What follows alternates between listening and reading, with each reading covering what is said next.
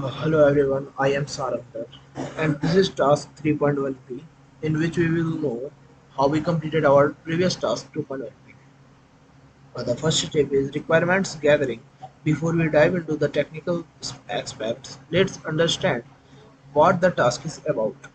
Our goal is to build a system that involves a push button, Arduino Nano. The button will trigger an action on the device when pushed. We'll need the following hardware components: Arduino Nano 33 IoT, push button, a USB cable, and you should be sure you have a Wi-Fi enabled device like a laptop or smartphones. The step 2 is design and build. Let's dive into the technical part. We will start by setting up our Arduino environment. Make sure Arduino IDE version 1.8.15 or higher may be installed. You can download from the official Arduino website. In our hardware part, we are using Arduino Nano 33 IoT. This is the module, and this is the push button, and this is the breadboard you are using for the connection. Jumper wire used for the ground and output pin D2 on the Arduino Nano.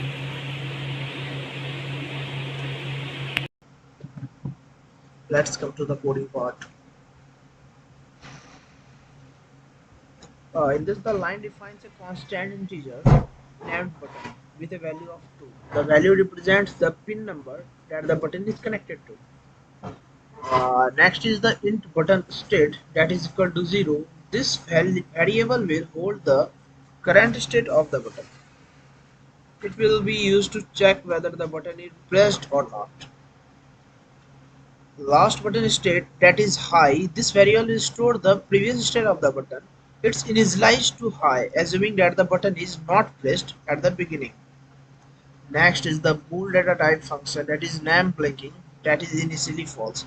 This flag is used to track whether the name is currently blinking or not. Next is character input name. This is array of character that will store the user's input for their name. It can hold 200 characters. It is fixed up to 100 characters. Int input index is equal to 0. This variable is used as index to keep track of the position where the next character for the user input should be stored in the input name.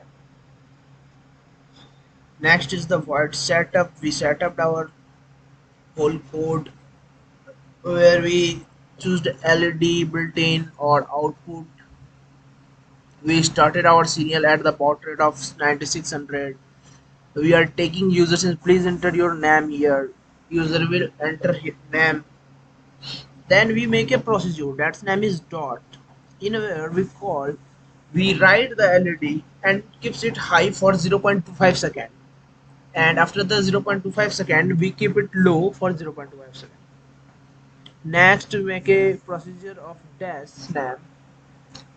We do the same thing here, but here the high is 1.5 second. It will be high for the 1.5 second and it will be low for the 0.25 second. Next is our void Morse code. Uh,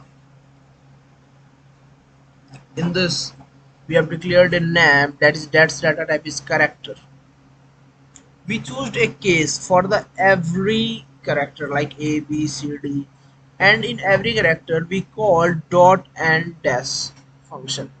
Procedure we can say parameterized function is procedure. In every character we call the dot and dash function. You can see. After it we started a loop. This is the main loop function that runs continuously on the Arduino. Button state read the state. The next line, the button state is equal to digital read button. This is to read the state of button or switch connected to the button pin. Next is the if button state is equal to low and last button state is equal to high. This checks if button has been pressed. It triggers when the button changes from high state to low. Next is name blinking that is equal to not name blinking. toggles the NAM blinking flag, which controls whether the LED blinks the input NAM in Morse code or not. Next is the char input, that is equal to 0, resets the index used for iterating through the characters of the input NAM. Next is the last button state. This updates the last button state for the next iteration.